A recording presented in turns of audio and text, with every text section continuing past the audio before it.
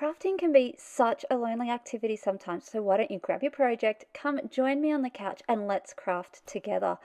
Today I'm cleaning off my desk and then I'm going to get stuck in to do a catch up of my card a day project. So let's get stuck in with today's episode from the Ministry of Crafty Shenanigans, talking about productivity, crafting, and finding time.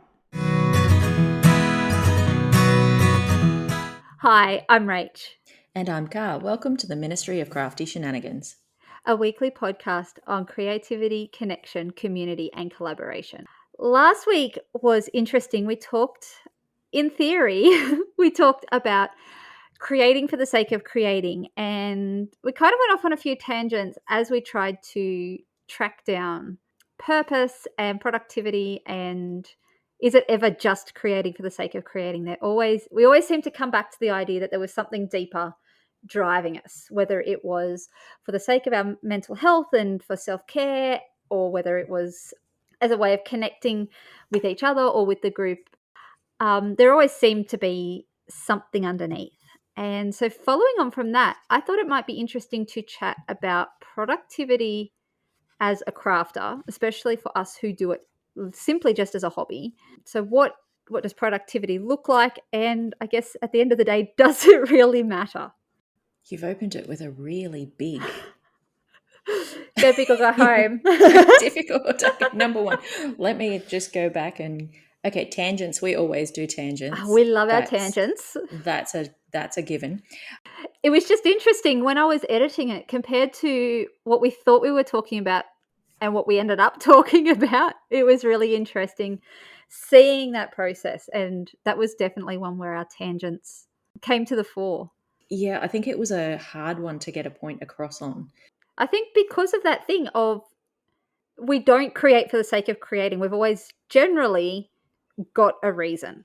Yeah, but I always say that I create for the sake of creating because I have to have something going for my own balance. It's a bit like some of our projects. Let's do this, and then 5 minutes later we're like, actually, no, we're going to do this instead.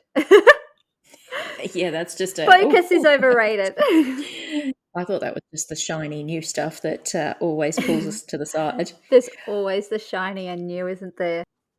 I think we went into that episode thinking that we were going to talk about just making stuff for the sake of making stuff, because both of us are quite prolific crafters. And I think our answer was that's not actually a thing. We create for the sake of connection. We create for the sake of mental balance. We create for escapism. We create for time to ourselves. But we don't always create a project for a finish. Yes. That's not to say that we don't actually do create things for a finish. There's a lot of projects that we did mention over the last few weeks and last season that do actually have a purpose, but sometimes we do things that don't actually have a finish. Yeah, like we called last week's episode, do it for the process. Yeah, exactly right. Which plays into how we make it a priority then. Obviously, you've got a busy schedule because you've got not one, but 4 children at home learning. And I only did one child for 6 weeks last year, 5 weeks, and it was full on. And she was like a teenager. She was a tweenager, I think, at the time. So it was, how do we make time? How do we make time? Yeah, that's something that you and I discuss quite a bit, isn't it? Because both of us get comments about, I don't know how you do it. Hilariously, the one that always cracks me up is my nan will say to me, I don't know how you fit it all in. I'm like, Nan, when you were my age, you also had 4 kids and you were widowed and working. How the heck did you fit everything in? So I feel like her schedule would have been really packed and she's wondering how I do it all. There's no comparison. I've got it so easy. But yeah, you and I have had those comments of how do we fit it in? And I think, well, part of it is, I think we should acknowledge we both have reasonably flexible schedules. I do think that does need to be mentioned. You work for your family business. I obviously don't work at all. So we do have a reasonable flexibility that somebody who leaves the home for a 9 to 5 days a week doesn't necessarily have. So I do work from home. I have the equivalent of a full-time job, but I can be very flexible with when I do that job. But I have actually worked full-time before, and I've worked Yes. in the city. Well, not the city, but in town. Away from home. So Yep. away from home. So for the listeners, I live about an hour out of the city, and I have commuted, and I've done that both full-time, part-time over the years, and I've always found time for creativity. What I think it actually comes back to, just listening to you talk about your grandmother before, I also come from a long line of crafters, and I think it's lifestyle. If we've Yes. been brought up in that creative home, creative mindset, I think it plays into the creativity of now. Whereas I'll find a lot of people that didn't actually grow up in not a home that wasn't creative, but a home that didn't prioritize creativity, are probably less likely to manage and find that time because It's what you feel like normal is as a life, that's because right. obviously every family's different, everyone's raised different. And you and I have both spoken quite at length over previous episodes about these women who have come before us and given us these skills and this love of creating. But yes, some people, it might be a home they grew up in where reading was a priority, or where games was a priority, or being outdoors was a priority. And so for people like that, and they might say, I don't know how you do it and find time. But at the same time, they're going out for a 45-minute run every morning. And I'm like, yeah, hard pass. That's when I do my creating. Yes. That's when I drink my coffee and think about what I'm going to create. Turn on the brain and start messaging at each other with our crazy ideas, because uncaffeinated us is an experience. You don't need to see that, listeners, No, or hear that. we won't inflict that on everyone. I do think it's definitely a priority thing and a mindset thing.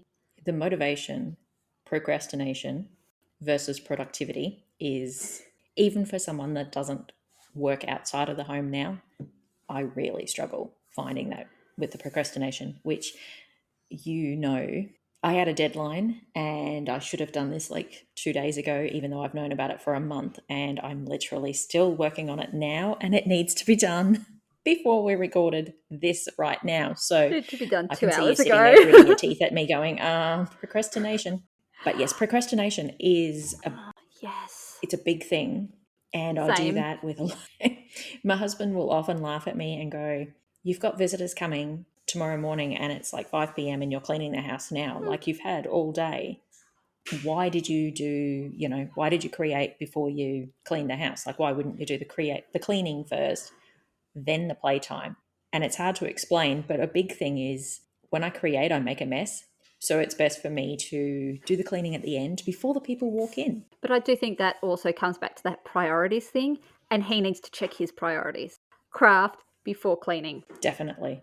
Now, I mean, to me, that makes total sense. Make the mess, then do all the cleaning in one go. For me, it always comes back to balance. Yeah. My creativity gives me balance, it keeps me grounded, and then I can move on to doing the rest of the stuff that needs to be done. Yeah, I know for you that's such a big part of your rhythm, is get that creativity first, and then that kind of turns your brain on. Sometimes it feels like. Well, basically, it is. I haven't journaled, I don't think, for 2 days, and I'm actually really feeling it this morning. And when I get to the end of the day, I go, okay, well, what is different today? Why has everything just turned? And it's a simple fact of, I didn't show up. I didn't make a point of sitting there, even if it's just gluing a little bit of collage down or something. I didn't do that, and it sets the tone for my entire day. So That really jumps out at me that you said you're feeling it today, because I know for me, if I don't craft, I feel it in my shoulders. And I've tried to explain this to people before, and they've looked at me like I'm crazy. And I think it's just that stress of just like, I've done nothing, I've done nothing, I've done nothing. And I feel like I should be doing something, which is kind of pretty much my entire life. So I've been a stay-at-home mum for almost 16 years now. Oh my goodness. I'm now homeschooling, so I still don't work. I'm at home all the time. When everyone around you works, it's a really weird thing to still be the stay-at-home mum. outside of sitting around reading to my kids and cleaning the house. That is another whole episode we could totally get into. We could spend Because hours unpacking that hot mess of psychology. I think we mentioned last week, 2012 was a year for me that was big changes, a lot of life going on. But one of the big things that happened was my child actually she started school in 2012 and I had given up my job. And those big changes, I went into working for my husband full time. To the outside world, I was at home and Yep. I wasn't doing anything, but I really did struggle with the initial, and I still struggle sometimes today. People like looking at me going, oh, you work from home. You don't work. You just sit at home or you craft all day. And that I'm coming from a different angle from you. You're sort of trying to say, hey, I'm still here. Whereas I'm coming in at it going, well, I'm still here, but I am still juggling. I don't know. And I think it's a thing that us women always do to each other, like not To to each ourselves. other, but To to ourselves. ourselves. Yeah, We're constantly absolutely. trying to justify, oh, we're at home with the babies, or no, we're working part-time, or we're working full-time, or hey, we're full-time creative, or we always Yeah. try and justify ourselves, and we shouldn't be doing that. It's really interesting how we put those pressures on ourselves, but where we're getting those ideas from, it's so false. And I think we're planning on talking about this a little bit later in the season. But, I heard you say in that last little bit about how people see that you're doing all this stuff.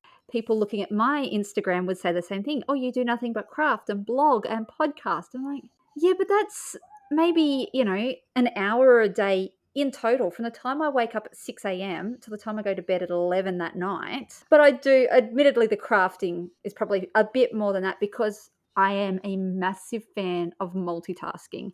I know you jumped on board with this a little bit in 2020, and I think we might have talked about this before about our school table crafting. So, obviously, as a homeschooler, there's lots of sitting around time. And so I will sit and I'll knit or cross stitch or whatever.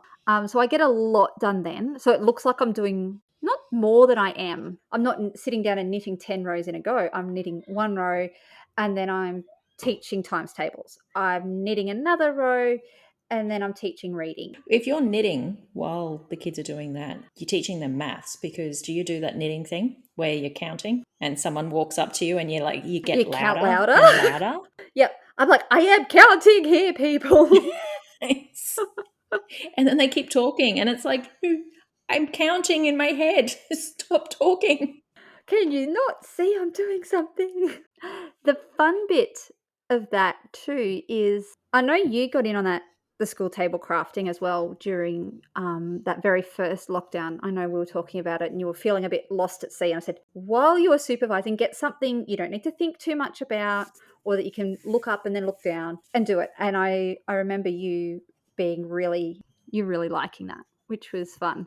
I did, because I actually saw progress on stuff. Yeah, And progress is progress, even if it's yeah. slow. Well, and that's the thing. I think you obviously do a lot of finishes at the moment. It's not that you get more time, it's just that you have more structure in your day. Yes. And I think Good point. it is a big thing because I don't have a huge amount of structure. When I have structure and when that school table thing was on, I knew that I had to supervise.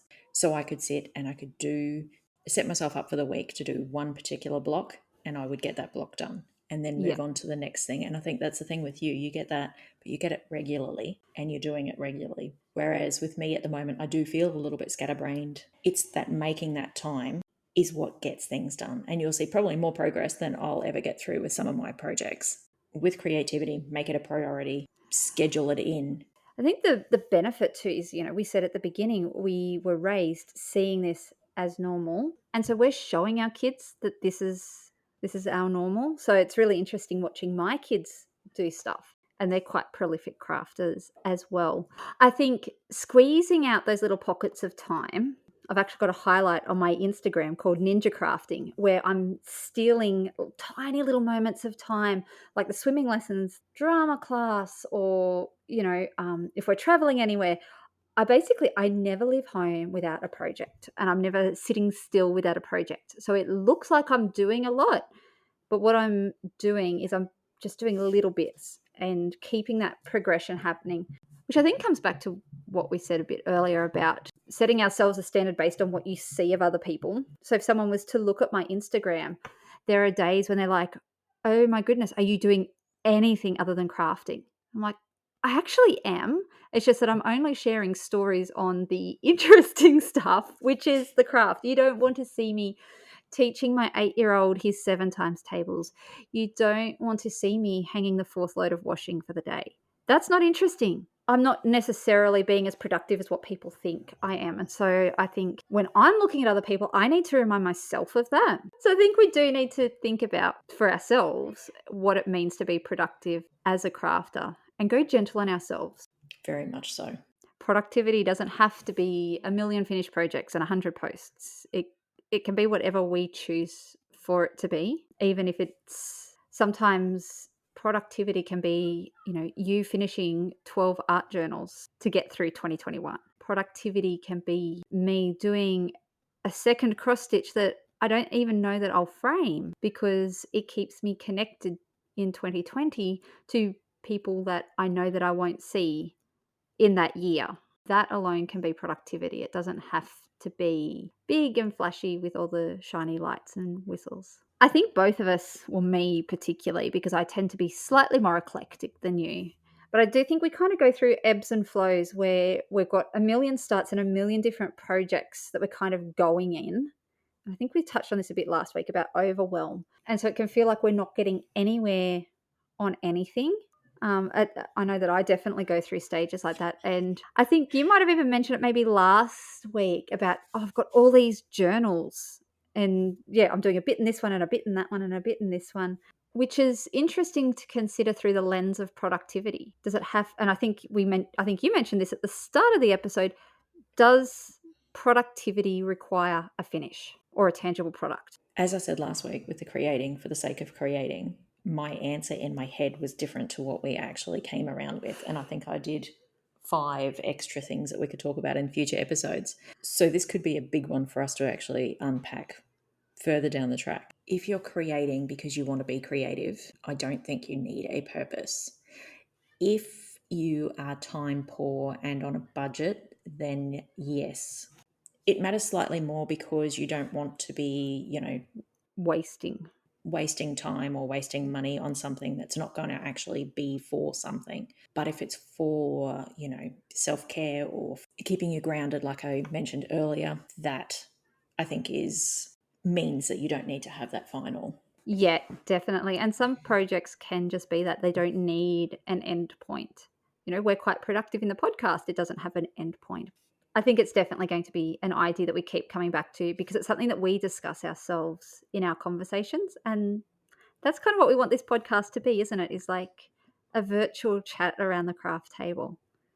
I'd love to know with our listeners, do you consider a finish a requirement for productivity? What does productivity look like to you as a crafter? I'd be super interested to know. You can either leave a comment on our Instagram at Ministry of Crafty Shenanigans or pop over to our website, join the discussion there, and find all the links from today's episode in the show notes at ministryofcraftyshenanigans.com.